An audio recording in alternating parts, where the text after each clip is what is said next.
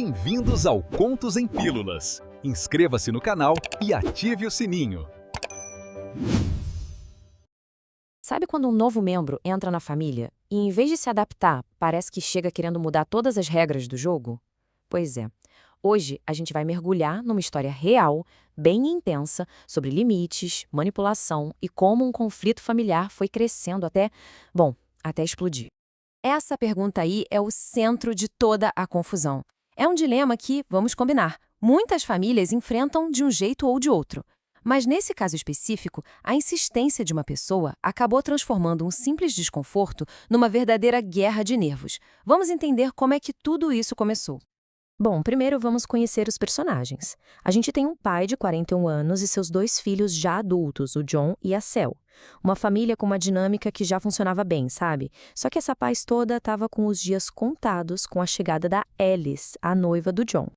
Então, desde o começo, a Alice não chega para se integrar aos poucos, não. Ela já chega querendo forçar uma intimidade que não existia. Começa a chamar a cunhada de irmã logo de cara e, o que é mais complicado, tenta fazer do sogro uma figura de pai sem que essa relação tivesse sido construída de verdade. Esses já são os primeiros alertas de que os limites da família estavam sendo totalmente ignorados. E é aqui que o caldo começa a entornar de verdade. De um lado, você tem uma tradição da família. Conversas particulares, um momento só entre pai e filhos, um espaço seguro. Do outro, vem a exigência da Alice, que não quer só participar. Ela quer ser tratada com o mesmo nível de intimidade como se fosse uma filha. É aquele choque clássico entre um limite que já existe e a tentativa de alguém novo de derrubar esse muro na marra. E como se não bastasse, ela quebra mais um limite. Antes mesmo de ter um anel no dedo, antes do noivado, a Alice começa a chamar o sogro de pai. É um passo enorme que ignora completamente o tempo e o respeito necessários para construir um laço de verdade. Ela simplesmente impôs um rótulo que ele, sinceramente, não sentia. Bom, se os primeiros sinais já eram um alerta vermelho, o planejamento do casamento virou o verdadeiro campo de batalha. Foi aí que as tentativas de forçar a barra se transformaram em ultimatos, em exigências que não tinham negociação.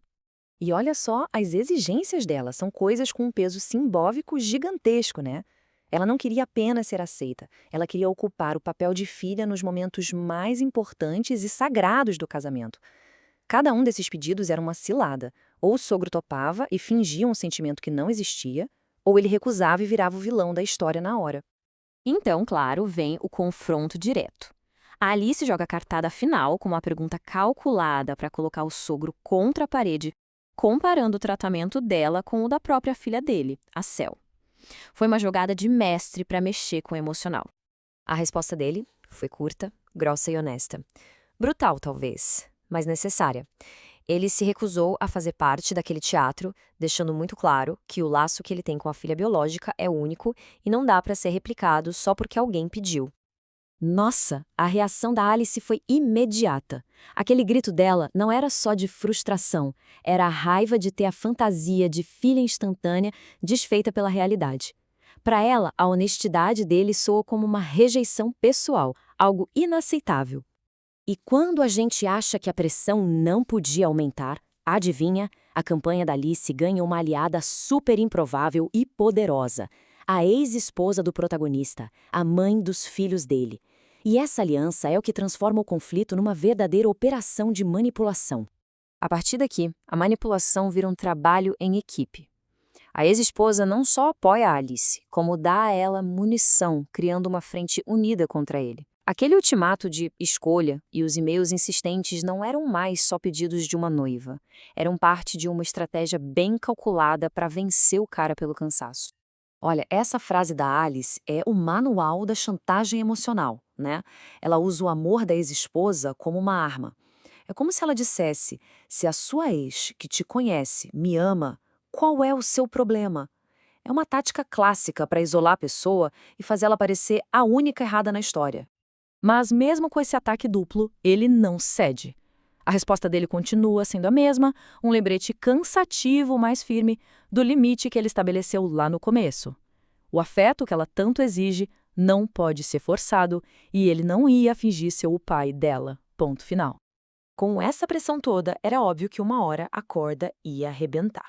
E foi justamente por causa de uma confissão que ninguém esperava que todo o castelo de cartas de mentiras e manipulação finalmente desabou, levando a um confronto que não tinha mais como evitar. E aqui, gente, é que a casa cai de vez. A revelação é devastadora. O casamento não foi adiado por causa de uma cirurgia. Foi uma tática de guerra psicológica, um plano para dar a ele mais tempo para mudar de ideia. Isso provou que não era só a Alice. O próprio filho dele e a ex-esposa estavam conspirando ativamente para quebrar a resistência dele. Com a verdade na mesa, a porteira se abre. A discussão que vem a seguir não é mais sobre casamento, é sobre anos de frustração, manipulação e a dor de ver o próprio filho sendo cúmplice de tudo aquilo. É a hora da lavação de roupa suja, sem filtro nenhum, um acerto de contas brutal. E aí, o golpe final vem de onde menos se esperar. O próprio noivo, o John, finalmente explode e grita a verdade que Alice se recusava a ouvir. É um desabafo que põe um ponto final na discussão e, junto com ela, no noivado. Foi o ponto de ruptura definitivo. Mas, e depois de uma tempestade dessas, o que sobra? Por incrível que pareça, a demolição dessa dinâmica tóxica abriu espaço para que algo novo e muito mais saudável pudesse ser construído no lugar. No fim das contas, o resultado foi uma paz conquistada com muito custo. Sem a pressão constante e a manipulação da Alice, a relação entre pai e filho pôde ser reconstruída, agora com base na honestidade. A família não só sobreviveu à crise, como saiu dela com laços mais fortes e verdadeiros. E essa reflexão final do protagonista resume perfeitamente a nova vida dele. Ele trocou um drama totalmente fabricado por uma demanda de tempo natural e genuína. E descobriu que a verdadeira alegria em família não vem da imposição, mas do crescimento natural das coisas. É a paz que ele finalmente conseguiu encontrar.